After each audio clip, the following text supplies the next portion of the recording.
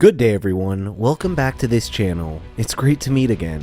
In this video we'll talk about the top 10 situations where science which drives human advancement failed. But first, subscribe to our channel and click the notification bell to get notified whenever a new video is uploaded. It's human to make mistakes, which isn't a very good justification. Of course, erring as a scientist is much worse, because science is meant to be the best means for individuals to ensure they are correct. But because scientists, at least the majority of them, are human, science is never without flaws. In fact, most scientists would tell you that they wouldn't have any other way if they didn't make mistakes. This is because making mistakes is typically the most effective way to learn. An incorrect experiment may motivate additional research that not only corrects the initial error, but also uncovers previously unknown truths. Glorious scientific and technological advances in preceding decades have profoundly changed our lives, considering how different the world would be if those two terms, personal and computer, didn't exist. However, there have been, how do you put this delicately, blunders. Some of these were conceptual blunders, bad science chasing a terrible notion. Some were execution errors. This would have worked perfectly if it hadn't blown up. Others were incidents of intentional deception, outright hoaxes, or simply amusing occurrences. Two things are infinite, the universe and human stupidity, and I'm not sure about the universe, Albert Einstein said. Number 10. The Challenger. Surreal in its beauty, a plume of white smoke ushered in the end of America's romance with space travel after the shuttle Challenger blew up 73 seconds into its scheduled 6-day flight on January 28, 1986 at 11:39 a.m. The rocket was traveling at Mach 1.92 at an altitude of 46,000 feet as it incinerated all 7 astronauts aboard.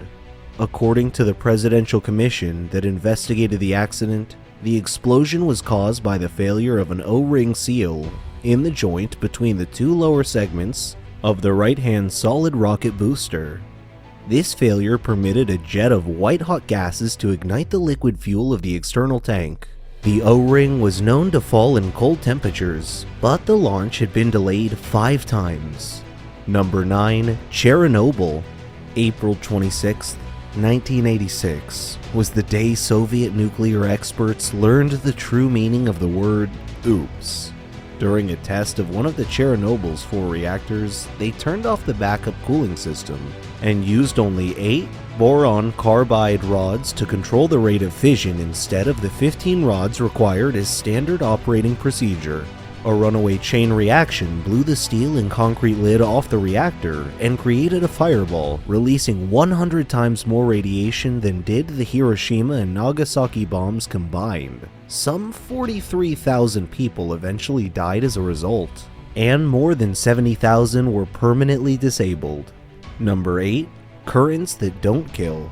The Clinton administration estimates that American taxpayers have paid $25 billion to determine that power lines don't do anything more deadly than deliver power. In 1989, Paul Broder published a series of articles in the New Yorker raising the possibility of a link between electromagnetic fields and cancer.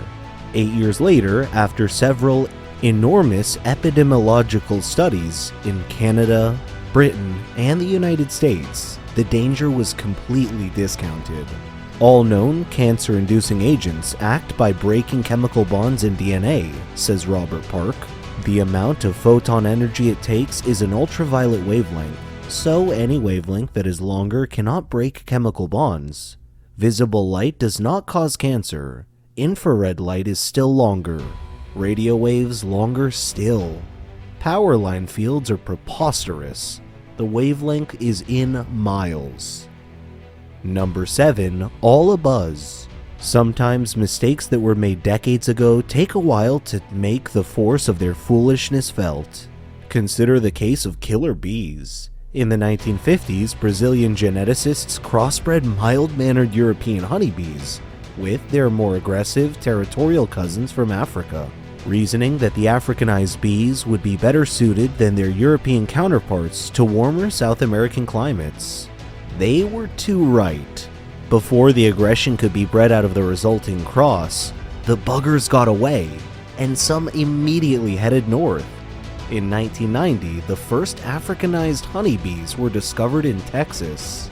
Since that time, they've gradually spread to New Mexico, Arizona, California, and in 1999 to Nevada.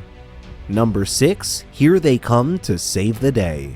Indeed, antibiotics have been the mighty mouse of medicine. Since the discovery of penicillin in 1928, it seemed that there were few bacteria that antibiotics couldn't destroy handily. At the turn of the last century, the average life expectancy was 47, thanks partly to a decline in bacterial diseases like tuberculosis, dysentery, and gonorrhea. Life expectancy in the United States has risen to 76 today. Unfortunately, doctors did not take seriously the consequences of promiscuous antibiotic use. Physicians have long been generous in prescribing antibiotics for minor ailments, even for viral infections like the common cold. Moreover, even when antibiotics were warranted, patients were not sufficiently warned about the dangers of not taking the drugs for the full course of treatment. When the symptoms of their infection abated, patients often threw away their pills, allowing the bacteria that had not been killed off to mutate. Now, there are whole categories of antibiotics that no longer work, and there are some potentially deadly bacterial diseases, including tuberculosis, that can only be beaten by one or two of the strongest, most expensive antibiotics. Number 5. Evolution? What's that? In 1995, it became official. Colorado students would not be tested on evolution. Charles Darwin's theory that, through an endless series of genetic mutations, we all developed from single-cell organisms. "I believe in divine creation," said Claire Orr, Colorado's chairman of the State Board of Education. Colorado is not alone. Kansas removed evolutionary theory from its tests in 1999. Mississippi and Tennessee do not teach the subject at all, and curricula in Florida and South Carolina touch on it only lightly. Given the trend of treating all theories of how we got here as equal, Mark Abrams of Annals of Improbable Research has a suggestion. Why not teach the theory of Chonosuke Okamura, a Japanese paleontologist who became convinced that patterns of water seepage in rocks were mini-fossils, and that life was descended from mini-horses, mini-cows, and mini-dragons. It's kinda like forming an evolutionary theory out of cloud formations, says Abrahams. Number 4. Fen-Phen Fiasco. In the early 1990s, Michael Weintraub, a researcher of the University of Rochester, concluded that a combination of two non-addictive drugs that had been around for years, phentermine, a stimulant, and fenfluramine, an appetite suppressant, could be used for the long-term control of obesity. The fen-phen diet craze was born. Physicians began giving the drug combination off-label to patients who wanted to lose as little as 10 to 15 pounds. In the meanwhile, on August 1996, reported the New England Journal of Medicine linked the use of fen-phen for more than 3 months to a 23-fold increased risk of developing primary pulmonary hypertension, a fatal lung disorder. Subsequent studies revealed that prolonged use of fenfluramine could cause heart valve defects. By September 1997, the Food and Drug Administration signaled the demise of fen-phen by ordering that fenfluramine be taken off the market. It is estimated that between 1.2 million and 4.7 million Americans were exposed to the drug combination. Number 3. To be or not to be, thanks to MTBE. It was intended to solve a pollution problem. Instead, it may be the cause of one of the most serious pollution problems of our time. MTBE, or methyl tertiary butyl ether, is a gasoline additive that came into use in the late 1970s during the phase-out of alkyl lead additives. It helps gasoline burn more efficiently and cuts down on air pollutants. It also happens to be highly water soluble and has a nasty tendency to leak from underground storage tanks at gas stations.